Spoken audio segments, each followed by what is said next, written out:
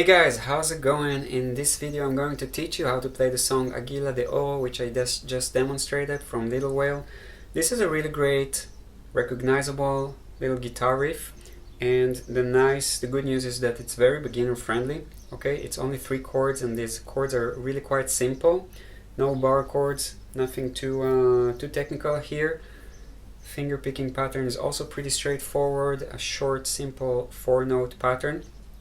So this is really great even for those of you who are just starting out with the guitar and are on your first steps. This is a very nice song to get your playing started.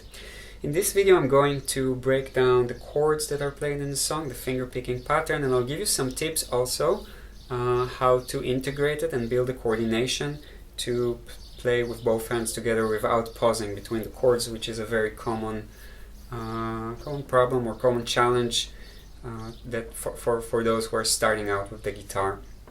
So we start from the beginning. The capo is on the 6th fret. This is the key of the original song. Of course, depending on your voice or the singer that you're accompanying, you can place the capo wherever it works the best for you.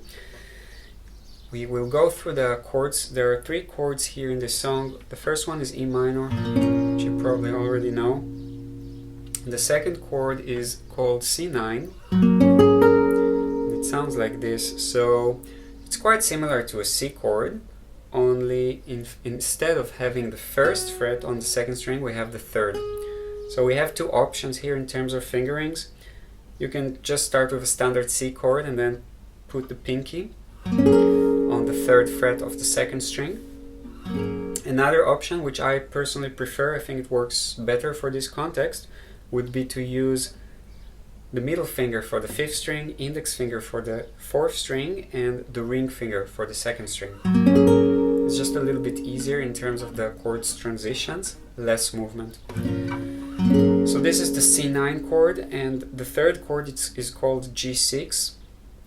And again, the G6 is pretty easy to move towards. From the C9, we are simply taking the index and middle fingers 1 string up.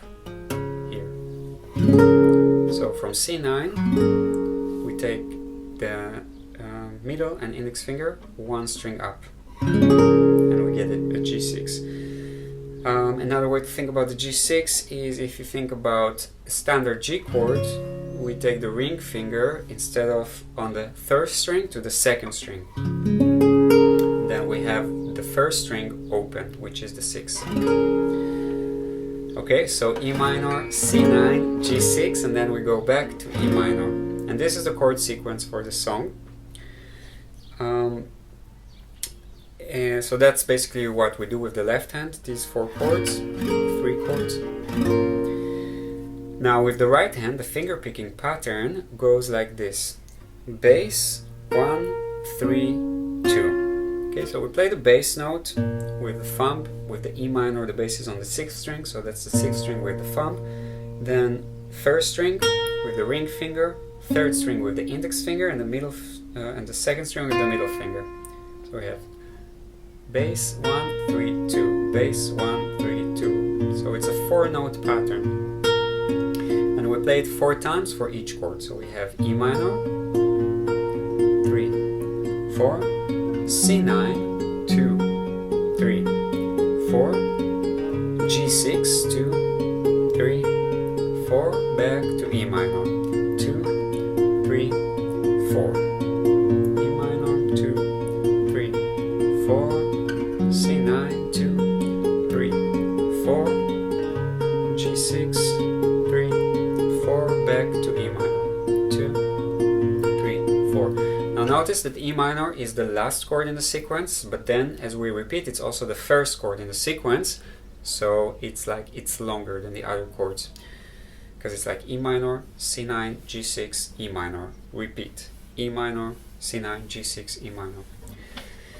So this is basically the song, and both the tabs with the chord diagrams are available for download for Patreon members, and also a lyrics and chords document, so you can see where the chords change in relation to the lyrics and the exact vowels on which the chords change. Can also really help to synchronize the chord transitions with the singing at first.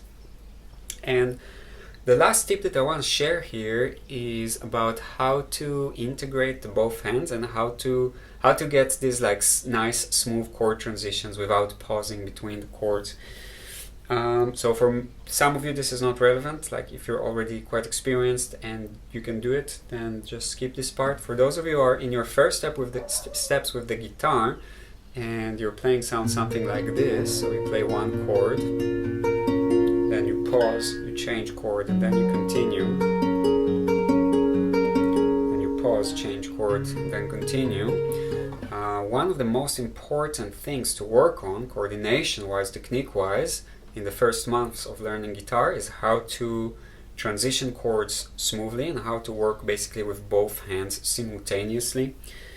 And the best way to do that is in small steps. So it's usually the best to start with the left hand, so I would recommend just go through the chords. So we only do like a strum with the right hand, so we can put our focus and our gaze on the left hand. And here we want to simply focus on making the chord transitions with as small movement as possible. Alright, so we don't really want to lift all the fingers and start building the chords entirely from scratch. It's more like searching for the smallest movement possible, so it takes the least time to change between the chords. So I would definitely do that as a first step, and it might take a few days to kind of automate, so to speak, the left hand so that you can do this easily. Once you did that, we move to the right hand and we start to reinforce the finger picking pattern using the correct fingers, which are the thumb for the bass strings, and then index finger on the third string, middle finger on the second string, and the ring finger on the first string. So we just want to kind of loop that pattern. And then we want to integrate both hands. And the way to do that is, again, if we already automated the left hand, the idea is now we want to focus on the right and let the left hand do its work without looking at it. So we're focusing on the right hand.